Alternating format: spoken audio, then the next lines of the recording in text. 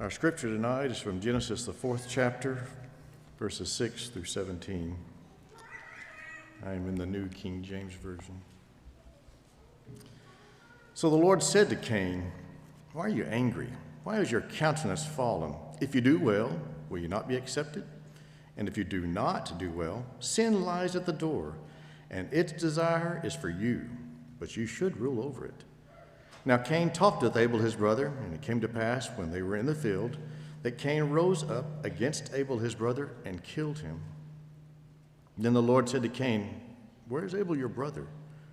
He said, "I do not know. Am I my brother's keeper?" And he said, "What have you done? The voice of your brother's blood cries out to me from the ground. So now you are cursed from the earth, which has opened its mouth to receive your brother's blood from your hand. When you till the ground, it shall no longer yield its strength to you. A fugitive and a vagabond you shall be on the earth." And Cain said to the Lord, "My punishment is greater than I can bear. Surely you have driven me out this day from the face of the ground. I shall be hidden from your face. I shall be a fugitive and a vagabond on the earth, and it will happen that anyone who finds me will kill me." And the Lord said to him, "Therefore, whoever kills Cain, vengeance shall be taken on him sevenfold." And the Lord set a mark on Cain, lest anyone finding him should kill him. Then Cain went out from the presence of the Lord, dwelt on the land of Nod on the east of Eden. And Cain knew his wife, and she conceived and bore Enoch. And he built a city and called the name of the city after the name of his son, Enoch. You may be seated.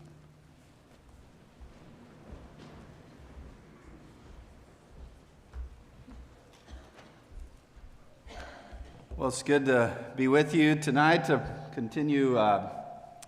We've been talking about witnessing, right? We've been talking about this in Sunday morning, talking about acts and witness and the kind of rule of kingdom, the rule of God, the kingdom, the restoration of the kingdom, and the part we play as witnesses. And so I want to take that concept and I want to apply it in a more foundational way. So I get to preach tonight and next Sunday night, so I'm going to do a two-part little mini-series.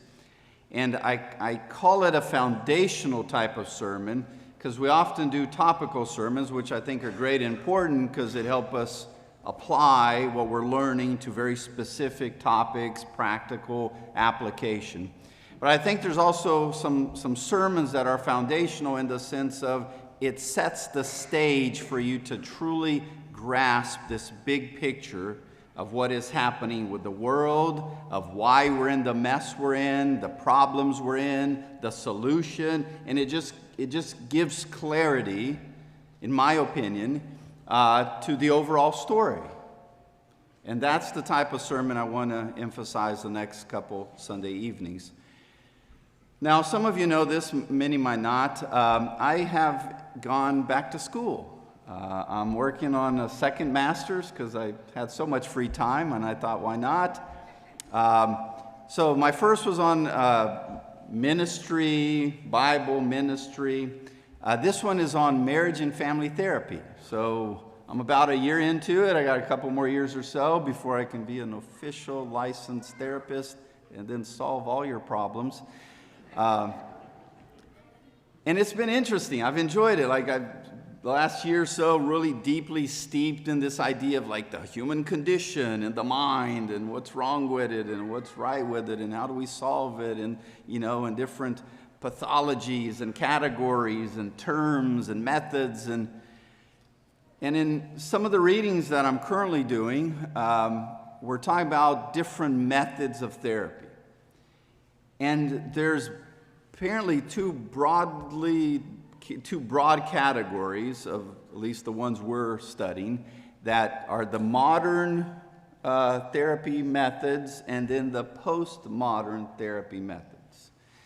And so reading a lot about this idea of postmodernism, which I'm sure you've heard the term before, and like the one-liner that kind of we associate with it is the concept of, there's no truth and everybody does whatever they want, which is somewhat accurate but limited. So I want to explain that, introduce it with that concept, and then go into where we're going with the lesson tonight and then next Sunday. So the idea of postmodernism is this concept. it's a way of understanding the world. It's a way of framing the human condition. It's a way of understanding how we define problems and thus what are the solutions. And the main idea of it is that we construct our realities. That we individually or collectively construct our worldview. We construct our reality. We give meaning and definition to how we experience things. For example, if I said, let's define what makes us happy versus what makes us unhappy. What they would say is whatever list we put on both of those categories are socially constructed. We've come together one way or another and have decided that those things fall in one category or the other. So like what is good and bad, pretty and ugly, what tastes good and doesn't taste good, like we've constructed those categories and we've decided what goes in each column.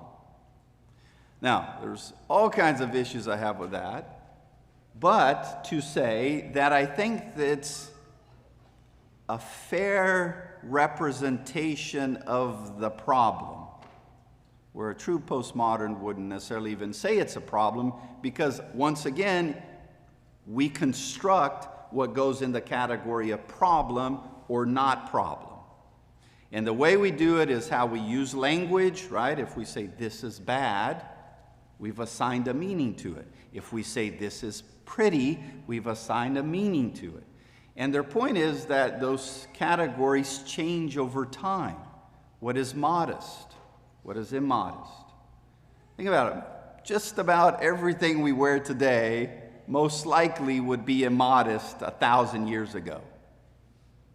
Right? So their argument would be, so society is constructing those definitions. Where I really disagree is that that's okay.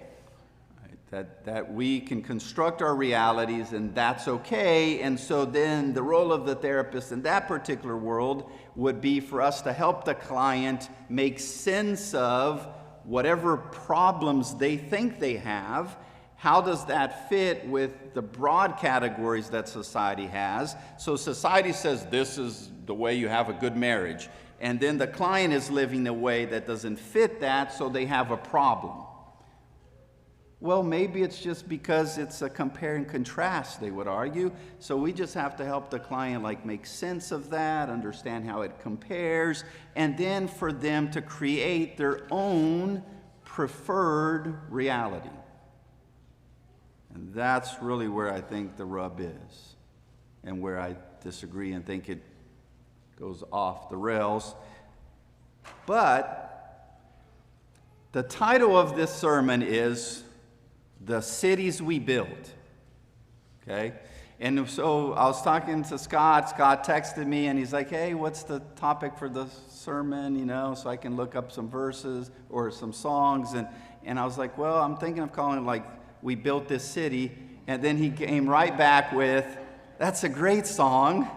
Some of you, still stuck in the 80s, which is great. That's where I'm at.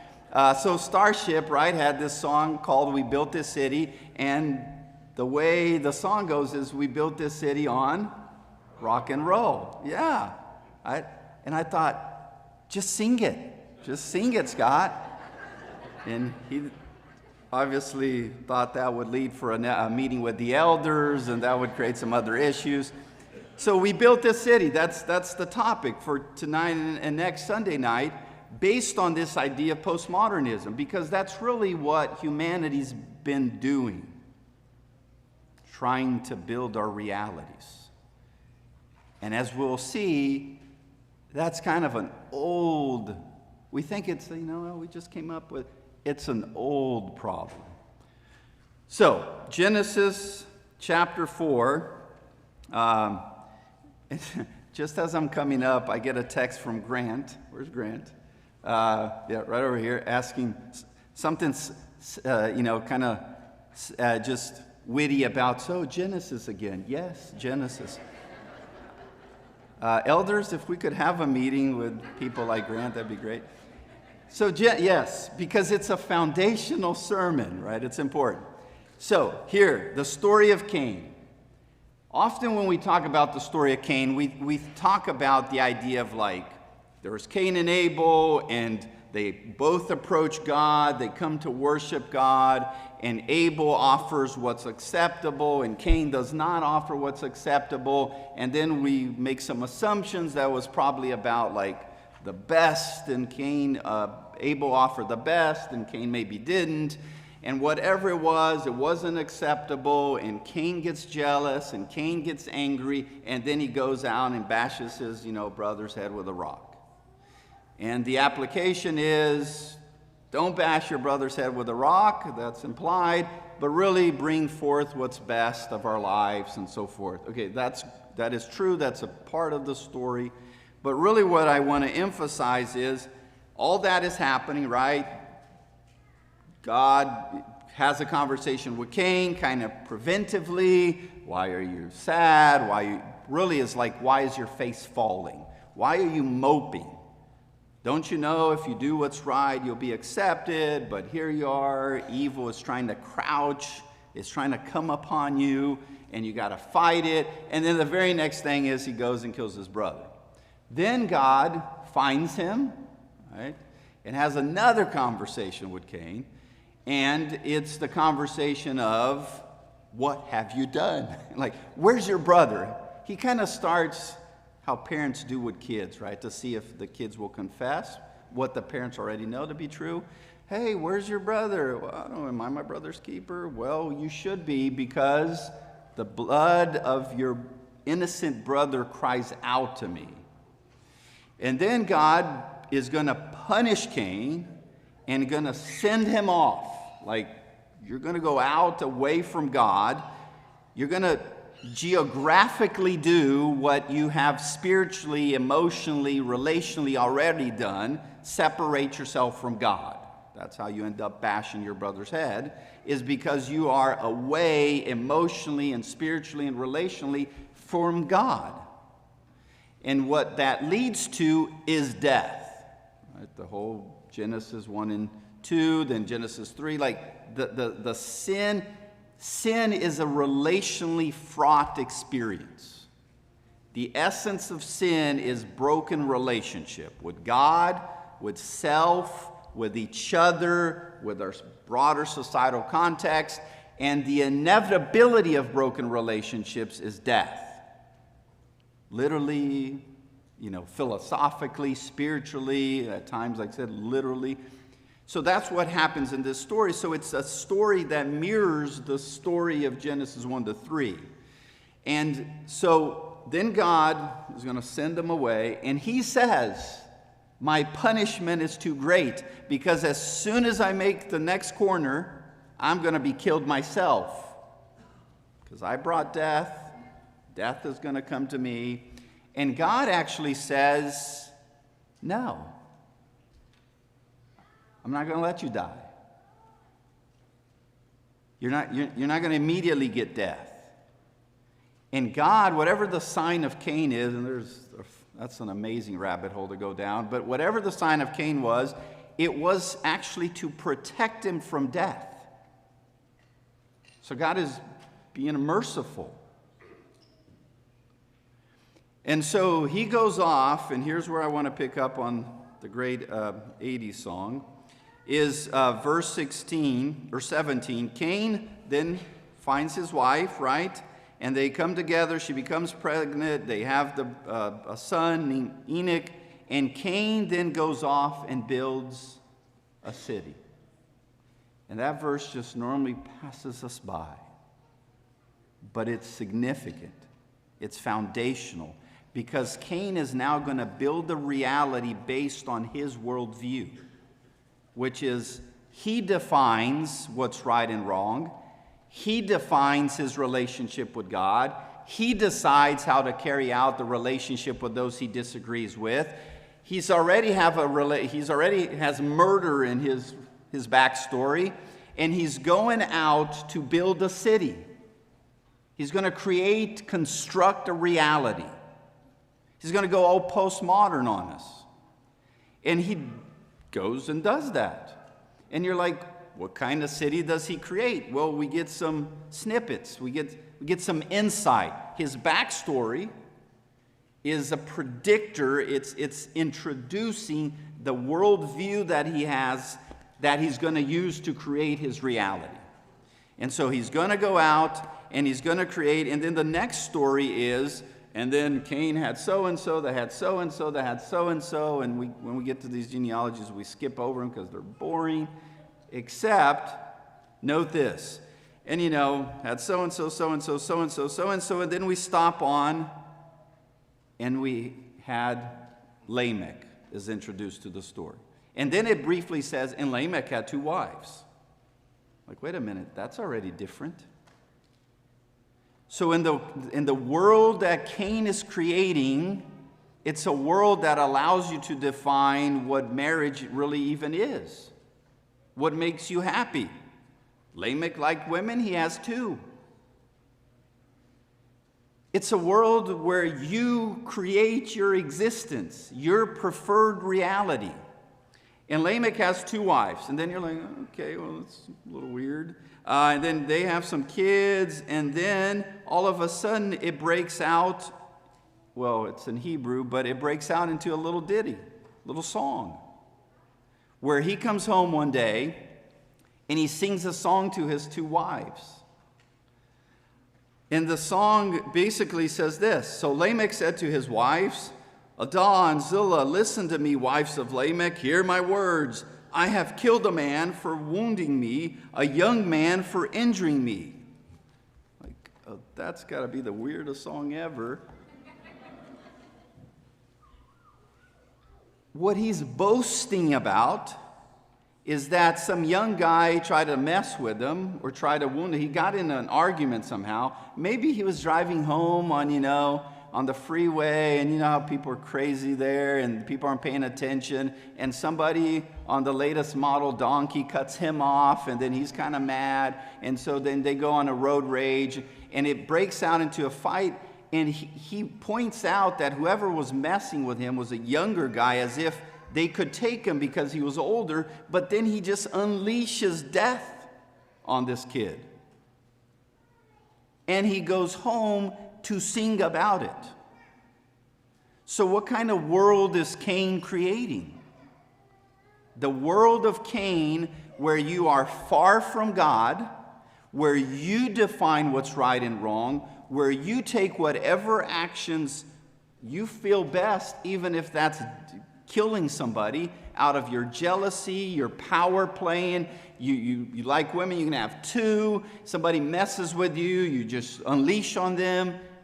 This is the world of Cain. Here's a really cool thing. In Hebrew, Lamech is Cain spelled backwards. So like to the Hebrew reader, you'd be like, ooh, what's happening here? It's giving you the sign of that. What Lamech is doing is continuing a world of Cain. And then Lamech kind of uses a language that was said by God to Cain. Like if somebody kills you, whatever mark God put on Cain, I'm going to deal with vengeance. Like I'm going to interact with that, right? And then he quotes that almost boastfully to say, and that's kind of what I did with this guy that tried to mess with me. So he's even twisting or applying in a very wrong way what God said to Cain. Like nobody ever misquotes Bible, right? So he takes something God said and misapplies it, at least misapplies it. So we have this reality that is about power, about abuse, about violence, about arrogance, about it's distant from God. It's just the strong survive. Well, indeed, postmodern, premise, it is correct. We do construct our worlds. But that's not a good thing, at least not the way we're doing it. but we actually were created to be to be constructionists, is actually another term they use, to construct reality, but not by our own wits, but by a set premise that made us unique in the creation story. And the verse, the memory verse was Genesis 1:27. Well, what does Genesis 1:26 through 28 say that really sheds some light to this and summarizes this well? Verse 26, then God said, let us make humanity in our image, in our likeness. Why? So that they may rule over the fish in the sea and the birds in the sky, over the livestock and all the wild animals. In other words, so that they may rule the levels of reality, which is everything under the water, everything here, and everything above. It's a long way of saying we're to rule everything. So we are to be in charge of sorts, but there's something uniquely different than what later Cain is going to do. And is, instead of Cain going out by his own merits, by his own world, by his own creativity, his own evil, his own bias, his own whatever, humanity was to be Lord of this world because of the presence of God, right? The image of God. So continuing here, so, verse 27, so God creates humanity in his own image. Because we're created to rule, because that's true, thus we have the image of God. The presence of God in our lives, not just some kind of like, I'm going to put on a jersey that says I'm on God's team. It's something foundational to who we are as beings, is the image of God, the presence of God, a godliness that is upon us. And so in the image of God, he created them, male and female, he created them, verse 28. So God blessed them, this version of humanity that is with the presence of God, created to rule. He blessed them and said, be fruitful and increase in number, fill the earth and subdue it, rule over it. Wait a minute, isn't that kind of what Cain was doing? He found a wife, they multiplied, they're having a lineage, there's a whole bunch of folks coming after them, and then they have Lamech. It's kind of like a parallel. So yeah, they're doing-ish what God kind of said, but then they're creating a world that doesn't reflect the presence of God, because we know Cain is not with God because he was geographically shoved out. You got to go to create his own world. So he's doing what God said, but in his own way, in a postmodern way. And that's just going to bring a world of problems. So we're created to rule, we're created to reflect here the image of God, right? Something of God's partnered with us in this physical realm to do what he does cosmically, which is rule. We are to represent him here, ruling, not by our own merits, not by our postmodern ways, but by the image of God, right? You've heard me say this before. Okay, moving on. We're going kind of backwards here. So humanity is to create their own reality, is to reflect a reality that God's created. That's the accurate thing. Genesis 1 and 2, God creates a reality. And then we, with the presence of God, are to reflect that ability. Instead, Cain goes out and creates his own version of reality. Okay? So I'm going backwards here. So the image of God is one thing that allows us to accurately do that. 2 is humanity is not meant to do that alone. So in chapter 2, we have a creation story, a continuation a different emphasis of the creation story. And then you have this, and God created the first day, and he saw that it was good. God created the second day, saw that it was good. Third day, good, not good. And you're like, what? It's like it wakes you up, right? What do you mean not good? What has God done that's not good? That humanity is just one. That it's not a relational experience. And that's where he creates woman, and even in English you can hear it, man, woman, it's a play in words, Adam, and it's just playing in words, saying that it's a relational experience. And it says that your translation, most of our translation has like a helpmate or the help, or like some kind of version of them trying to make sense of what the woman is created to be. And the Hebrew there is Ezer. And I started using a translation, necessary other, which I think gets closer to what it means. But thanks to the insightful folks of the Bible Project, Tim Mackey, I really liked his take on it.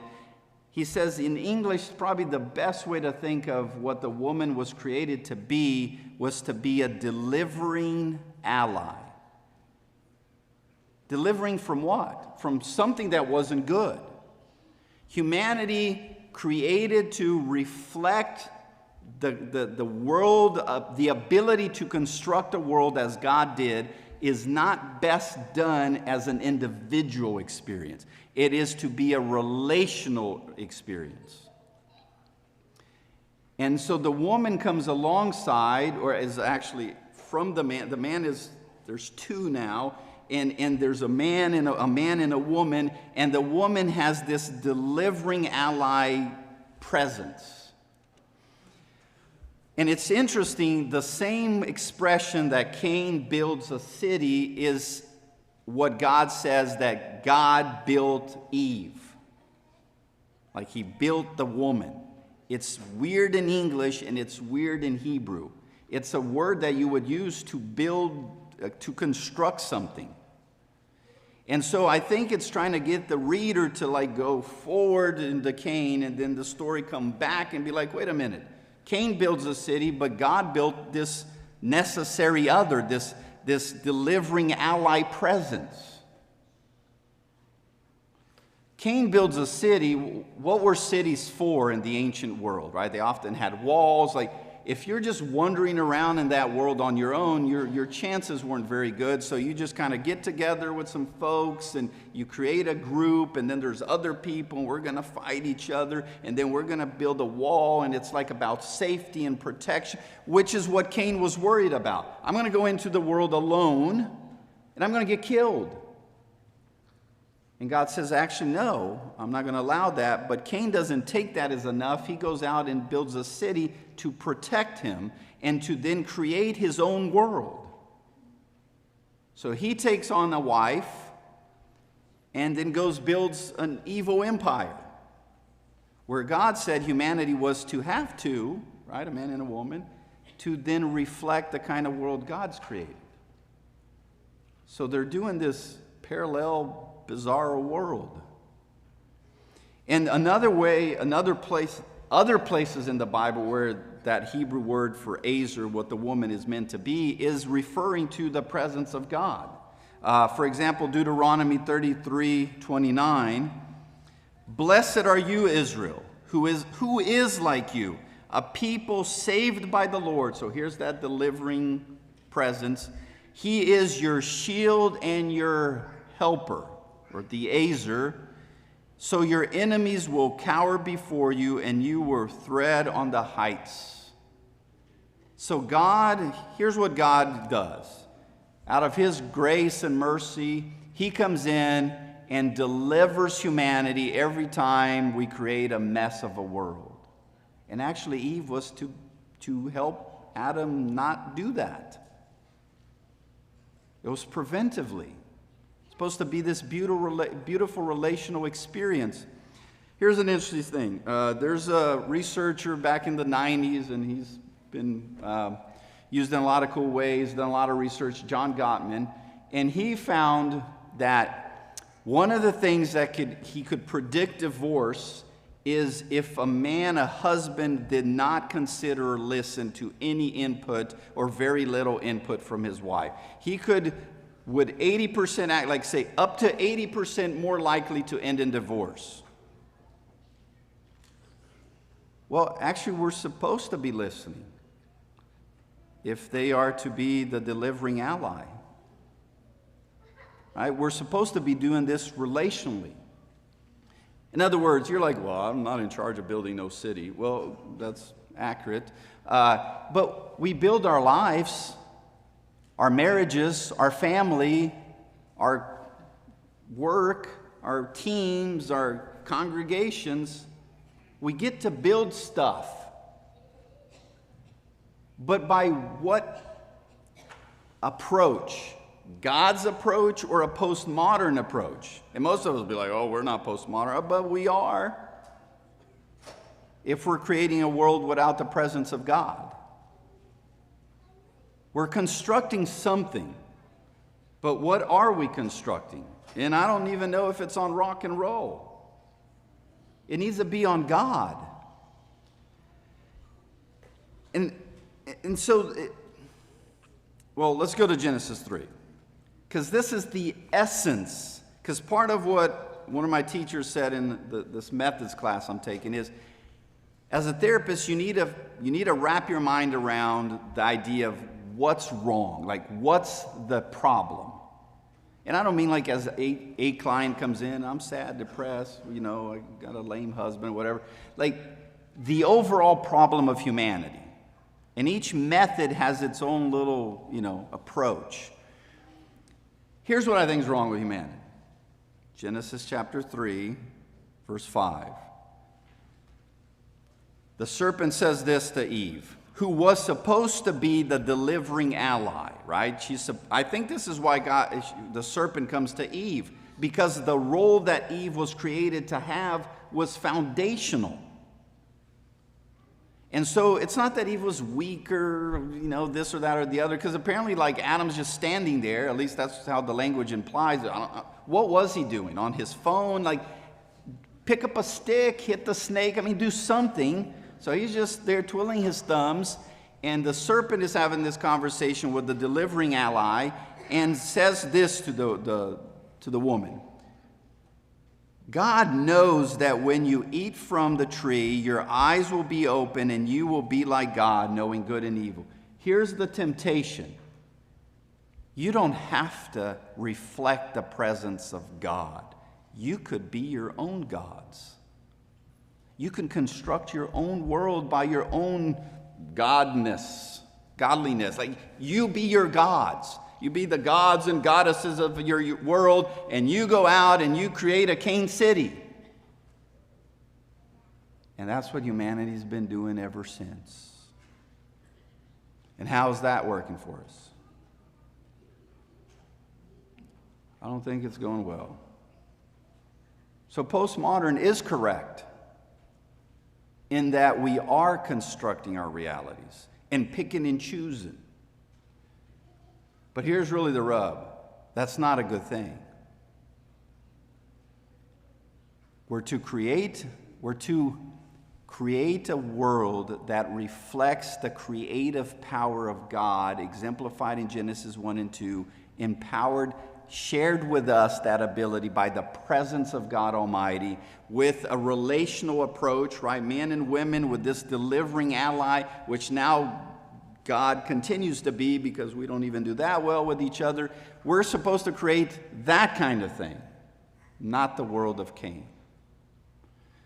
So, part one of our series here is to kind of introduce this foundational thing. And then we're going to take this further, and we're going to see a couple other cities in the Bible that we're creating, and even how it gets to Jesus and why he's ultimately the solution to this mess. So I want you to think about, what world are you creating? By what premise? The world of Cain or the world of God? And I'm going to guess that we're all struggling somewhere down that line between those two realities. As a community that's trying to do this here together, we also get to be a delivering ally to each other.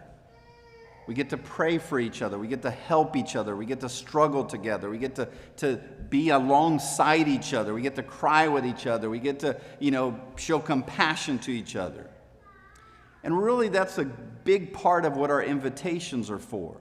Yes, if you're just coming on board and you're wanting to know more about Jesus and you want to really give your life to this whole idea of creating your world through the premise of Jesus, that's a big part of what the invitation's for. But it's also for we as a group can come around each other and help each other along as we inevitably struggle. If any of those opportunities fits you, why don't you come as we stand and sing?